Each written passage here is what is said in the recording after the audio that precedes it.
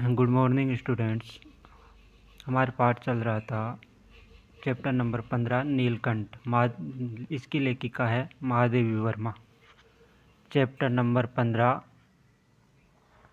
लेखिका है नीलकंठ पाठ की महादेवी वर्मा। महादेवी वर्मा थोड़ा सा महादेवी वर्मा के बारे में पढ़ लेते हैं कि महादेवी वर्मा का जो जीवन परिचय है उसके बारे में। तो महादेवी वर्मा का जन्म वैसे हुआ था 1907 में। महादेवी वर्मा का जन्म हुआ 1907 में और 1987 में इनकी क्या हो गई थी, मृत्यु। यानी महादेवी वर्मा का जन्म 1907 में हुआ, महादेवी वर्मा की मृत्यु 1987 में हुई। और महादेवी वर्मा को की जो कविताएं हैं, इन्होंने कविताएं भी लिखी है, तो इन कविता में वेदना और करुणा की प्रधानता है। यानी इन्होंने जो भी कविताएं रची है उनमें वेदना और करुणा की प्रधानता होने के कारण महादेवी वर्मा को आधुनिक युग की मीरा भी कहा जाता है।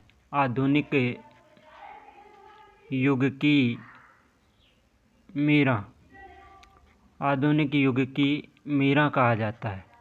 महादेवी वर्मा को आधुनिक युग की मीरा भी कहा जाता है। तो महादेवी वर्मा का जन्म 1907 में हुआ, उत्तर प्रदेश में हुआ था, और 1987 में इनकी मृत्यु हुई। और इनकी रचनाओं में वेदना और करुणा की प्रधानता होने के कारण इन्हें आधुनिक युग की मीरा कहा जाता है।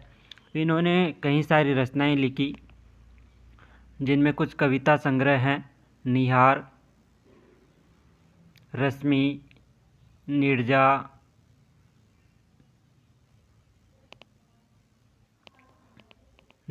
है, सांदे गीत है, दीपशिखा है, यामा है। कुछ निबंध भी लिखे, श्रृंखला की कड़ियाँ, रेखा चित्र भी इन्होंने लिखा, अतीत के चलचित्र, स्मृति की रेखाएं और पथ के साथी।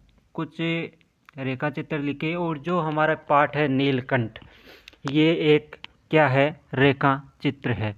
नीलकंठ पाठ एक रेखा चित्र है। नीलकंठ पाठ एक रेखा चित्र है, जिसमें महादेवी वर्मा ने अपने सभी जो पालतू पशु हैं, यानी जो पशु उन्होंने अपने जीवन में पाले, उनमें से एक मोर था जिसको उन्होंने नीलकंठ नाम दिया है। उसका इस पाठ में वर्णन है। यानी जो नीलकंठ पाठ है उसमें लेखिका ने अपने जो सभी पालतू पशु हैं उनका वर्णन किया है। और नीलकंठ नामक एक मोर है। नीलकंठ क्या है, एक मोर। तो उसका यहाँ पर वर्णन किया है। तो मोर का जो स्वभाव है, उसका जो व्यवहार है और उसकी जो शारीरिक चेष्टाएं हैं, उनका विस्तार पूर्वक इस पाठ में क्या किया गया है, वर्णन। वैसे अगर नीलकंठ जो शब्द है, अगर उसमें समास की बात करें तो समास कौन सा होता है नीलकंठ में? नील है कंठ जिसके वह। अब नीलकंठ का अर्थ मोर भी निकलता है, नीले कंठ मोर के भी होते हैं, और नीलकंठ का एक अर्थ निकलता है शिव। नीलकंठ हैं जिसके वह, तो नीलकंठ मोर को भी कहते हैं और शिव को भी कहते हैं। तो जहाँ तीसरा अर्थ प्रदान होता है वहाँ बहुव्रीहि समास होता है। तो नीलकंठ में कौन सा समास है? नीलकंठ में है बहुव्रीहि समास। तो ध्यान रखना, नीलकंठ पाठ जो है क्या है, एक छाया चित्र है, जिसमें लेखिका ने अपने सभी पालतू पशुओं में से जो एक मोर है नीलकंठ, जिसको उन्होंने नाम नीलकंठ दिया है, उसका वर्णन किया है। और इस पाठ में उस मोर के स्वभाव, व्यवहार और उसकी जो चेष्टाएं हैं शारीरिक, उसका यहाँ विस्तार पूर्वक वर्णन किया गया है। स्टार्ट करते हैं पाठ। उस दिन एक अतिथि को स्टेशन पहुंचाकर मैं लौट रही थी। लेखिका कह रही है कि उस दिन एक अतिथि जो उनके पास आया था, उनको वो स्टेशन पहुंचा करके वापस लौट रही थी कि चिड़िया और खरगोश की दुकान का ध्यान आ गया और मैंने ड्राइवर को उसी ओर चलने का आदेश दिया। लेखिका को पशु पक्षियों से बहुत प्यार था। इन्होंने गाय भी पाली, गौरा,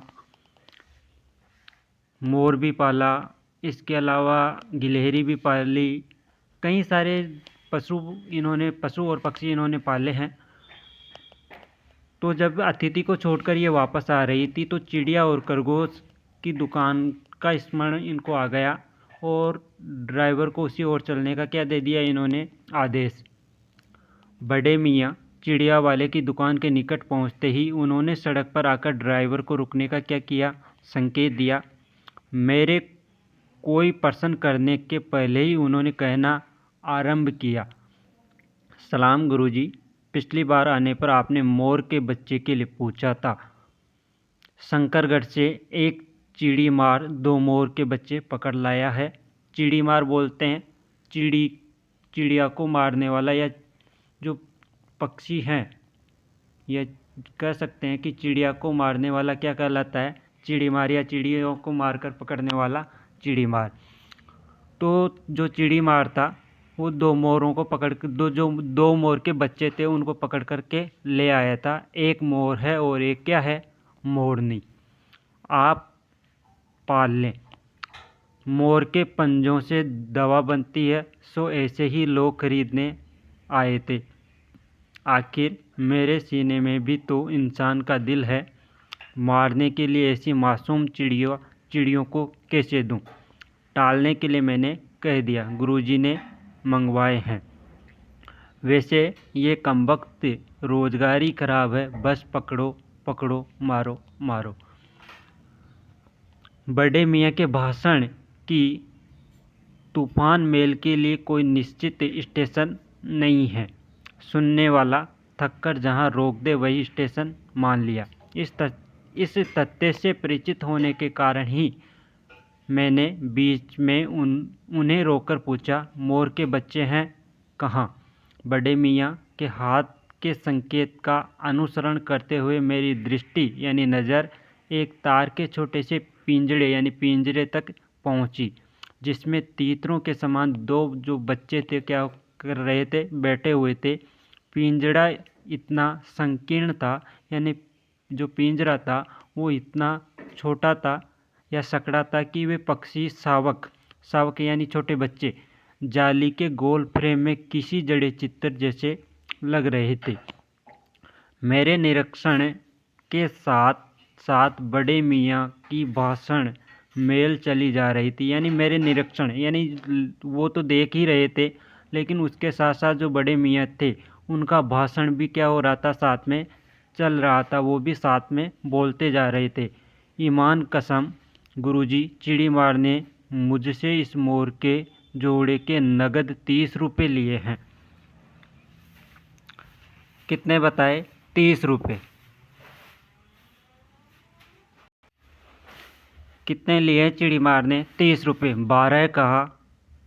कहीं भाई जरा सोच तो, अभी इनमें मोर की कोई खासियत भी है कि तू इतनी बड़ी कीमत ही मांगने चला।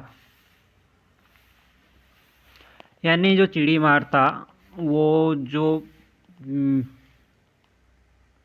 पक्षियों को खरीदने वाला था उसको 30 रुपये में बेच के गया। ऐसा मियाँ कह रहे हैं कि मैंने इसको कितने में ख़रीदा था? 30 रुपये में। मैं 12 में ख़रीदना चाहता था और उससे कहा भी सही कि इतने में, अभी तो ये मोर छोटे छोटे हैं, बच्चे जो हैं, इतनी कीमत किस लिए? पर वह मुंजी क्यों सुनने लगा। लेकिन मुंजी का अर्थ होता है वैसे कंजूस, लेकिन वो कंजूस मेरी बात नहीं सुना। आपका ख्याल करके अछता पछता कर देना ही पड़ा। यानी आपने मुझसे पहले ही मोर के बच्चों के बारे में पूछा था, इसलिए आपका ध्यान आ गया, इसलिए आपके लिए उनको खरीदना ही पड़ा। अब आप जो मुनासिब समझे और अब आप जो आपको ठीक लगता है वह आप मुझे दे दीजिए। अस्तु 30 चिड़ीमार के नाम के और 5 बड़े मियाँ के ईमान के देकर जब मैंने वह छोटा पिंजड़ा कार में रखा, तब मानो वह जाली के छोकठे का चित्र जीवित हो गया। 30 चिड़ीमार के नाम के, यानी लेखिका ने क्या किया, 30 तो चिड़ीमार ने जो खरीदा था, चिड़ीमार से जो मियाँ जी ने खरीदे थे उसके दिए, और 5 उसके इनाम के रूप में, यानी एक्स्ट्रा पैसे देकर 35 रुपये में पिंजड़ा लेकर जब अपनी कार में आकर बैठी, दोनों पक्षी शावकों के छटपटाने से लगता था मानो पिंजड़ा ही सजीव और उड़ने योग्य हो गया है। और जब दोनों पक्षियों शावकों को, यानी छोटे बच्चों को लेकर लेखिका अपनी गाड़ी में बैठती है, तो जब दोनों पक्षी छटपटाते हैं उड़ने के लिए, तो मानो जो पिंजरा था वो क्या हो गया, सजीव हो गया हो और उड़ने के योग्य हो गया हो। घर पहुंचने पर सब कहने लगे, तितर हैं, मोर कहकर ठग लिया। और जब लेखिका घर पहुंची तो सभी लोग कहने लगे कि ये तो तितर हैं, मोर कहकर क्या कर लिया गया है, आप लोगों को ठग लिया गया। क्योंकि जो मोर के बच्चे थे वो आकार में बहुत छोटे थे। कदाचित अनेक बार ठके जाने के कारण ही ठके जाने की बात मेरे चिढ़ जाने की दुर्बलता बन गई है। कदाचित अनेक बार ठके जाने के कारण ही, यानी कई बार लेखिका को ठग लिया गया है या ठगा गया, इसी कारण ठगे जाने की जो बात है वो मेरे चिढ़ जाने की दुर्बलता बन गई है। यानी कई बार लेखिका को ठग लिया गया, इसीलिए जब लेखिका को ये कहा जाता है कि आपको ठग लिया गया, तो उनको क्रोध, चिढ़ जाना, यानी क्रोध होने की जो प्रवृत्ति है वो उनकी क्या बन गई है, दुर्बलता अर्थात कमजोरी बन गई है। प्रसन्न होकर मैंने कहा, मोर के क्या सुरखाब के पड़ लगे हैं, है तो पक्षी ही, चिढ़ा दिया जाने के कारण ही संभवतः उन दोनों पक्षियों के प्रति मेरे व्यवहार और यत्न, यानी प्रयत्न में कुछ विशेषता आ गई। अब बाकी का पढ़ेंगे नेक्स्ट क्लास में।